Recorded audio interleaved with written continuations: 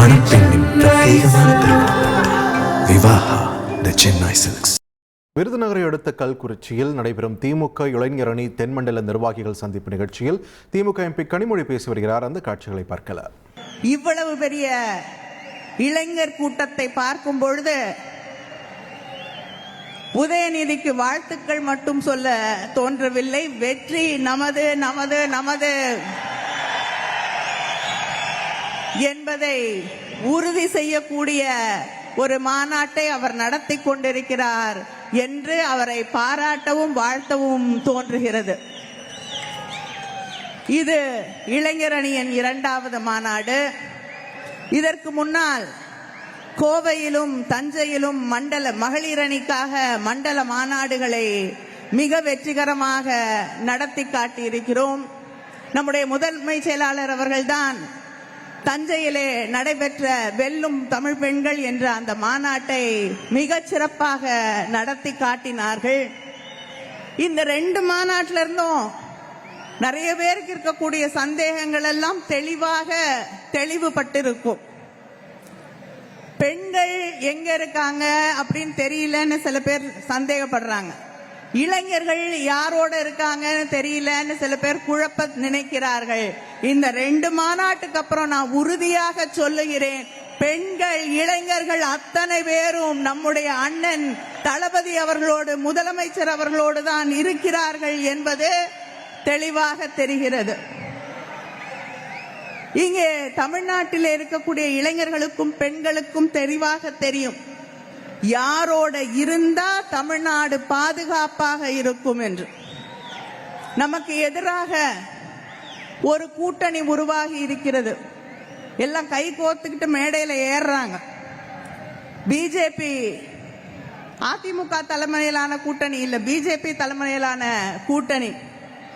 அந்த கூட்டணியில இருக்கக்கூடியவர்கள் எல்லாம் பிரதமரோடு கைகோர்த்து நிற்கிறார்கள். எந்த பிரதமரோடு? இங்கே சில நாட்களுக்கு முன்னால் டெல்லியிலே ஒரு பட்ஜெட் படிக்கப்பட்டது. அந்த பட்ஜெட் படிக்கப்படுவதற்கு முன்னால் நம்முடைய முதலமைச்சர் அண்ணன் தளபதி அவர்கள் காலையில எக்ஸ் வலைதளத்திலே ஒரு செய்தியை போடுகிறார். தேர்தல் வருது, அதனாலேயாவது இந்த பட்ஜெட்ல தமிழ்நாட்டுக்கு ஏதாவது தருவாங்கன்னு நினைக்கிறேன்.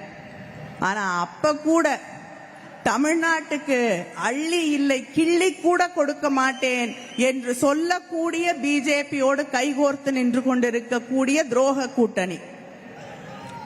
ரயில்வே ப்ராஜெக்ட்ஸ் எடுத்துக்கிட்டோம்னா அங்கே பிஜேபி மகாராஷ்டிராக்கு 24 கோடி கொடுக்குது, யூபிக்கு 20,000 கோடி, மகாராஷ்டிரத்துக்கு 24,000 கோடி, குஜராத்துக்கு 17,000 கோடி.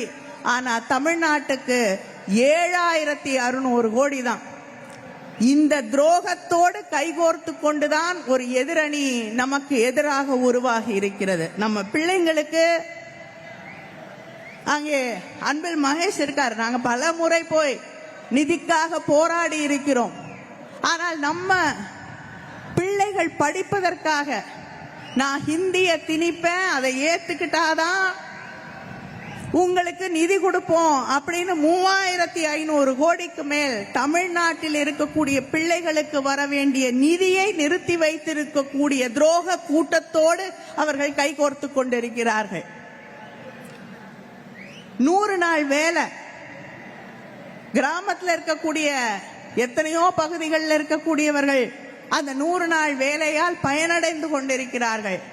பேரை மட்டும் மாத்தல பிஜேபி, அந்த திட்டத்தையே ஒழிப்பதற்காக இங்க கல்குறிச்சியில் இருக்கக்கூடிய ஒரு கிராமத்துல யாருக்கு வேலை கொடுக்கணும் யாருக்கு வேலை கொடுக்க கூடாதுன்னு அங்க இருக்கக்கூடிய டெல்லியில இருக்கக்கூடிய அதிகாரிகள் அரசாங்கம் முடிவு செய்யும்.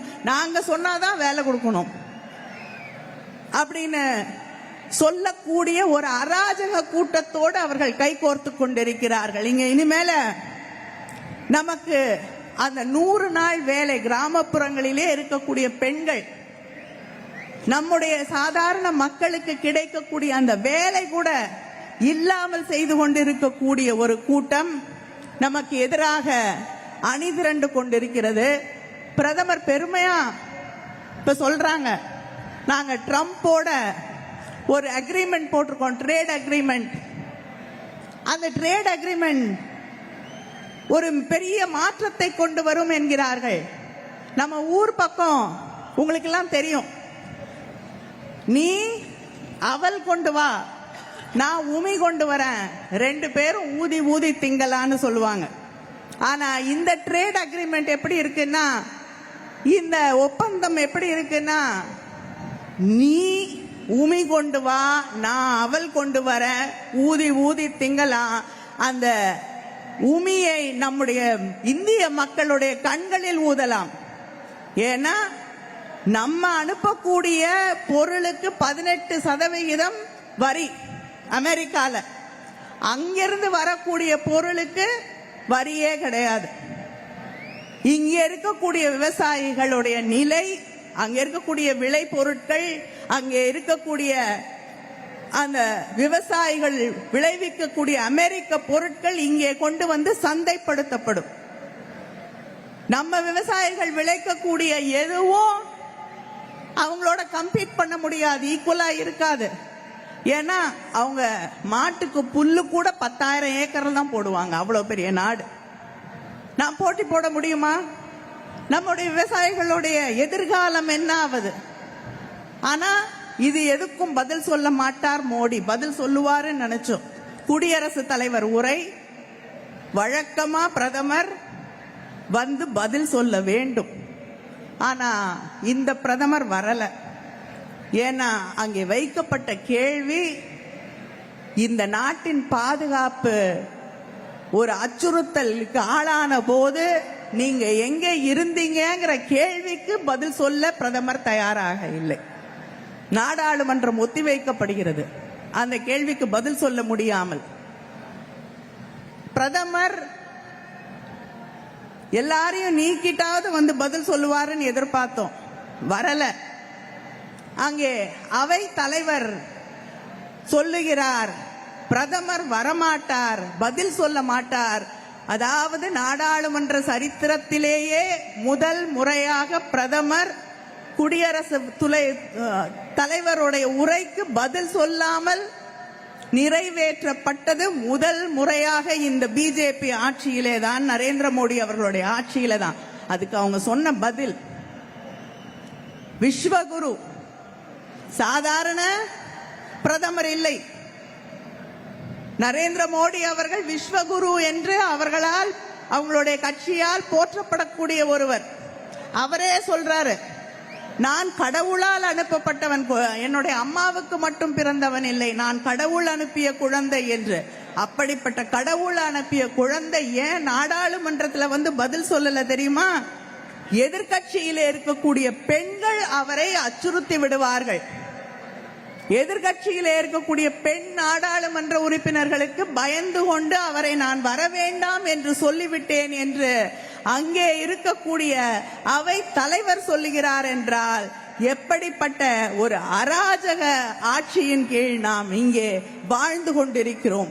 இதை எதிர்த்து கேள்வி கேட்டு ஒரு மாற்றத்தை கொண்டு வரக்கூடிய ஒரே தலைவர் நம்முடைய அண்ணன் தளபதியை தவிர, நம்முடைய முதலமைச்சரை தவிர வேறு யாரும் இல்லை என்பதை தமிழ்நாடு உணர்ந்து கொண்டிருக்கிறது. இங்கே இருக்கக்கூடிய இளைஞர்களுக்கு நான் ஒன்றை சொல்ல விரும்புகிறேன். ஒபாமா அவர்கள் அமெரிக்காவிலே ஆட்சி பொறுப்பிற்கு வரும் முன்னால் எஸ் யூ கேன் என்றார். இங்கே இருக்கக்கூடிய இளைஞர்கள் நீங்கள் கேட்கக்கூடும், எங்களால் இந்த நாட்டிலே ஒரு மாற்றத்தை கொண்டு வந்து விட முடியுமா என்று. Yes you can. ஒபாமா அமெரிக்க அதிபராக பதவியேற்றுக் கொண்ட போது அவரது வயது 47. தலைவர் கலைஞர் அவர்கள் ஆட்சி பொறுப்பேற்றுக் கொண்ட போது அவரது வயது 44. பேரறிஞர் அண்ணா திராவிட முன்னேற்ற கழகத்தை தொடங்கிய போது அவரது வயது 40. நாவலர் நெடுஞ்செழியனின் வயது 30. தலைவர் கலைஞருடைய வயது 25. நம்முடைய அண்ணன் தளபதி அவர்கள் இளைஞரணியின் செயலாளராக பொறுப்பேற்றுக் கொண்ட போது அவரது வயது 27. உங்களால் முடியும், உங்களை தவிர வேறு யாராலும் முடியாது. Yes you can. நன்றி, வணக்கம்.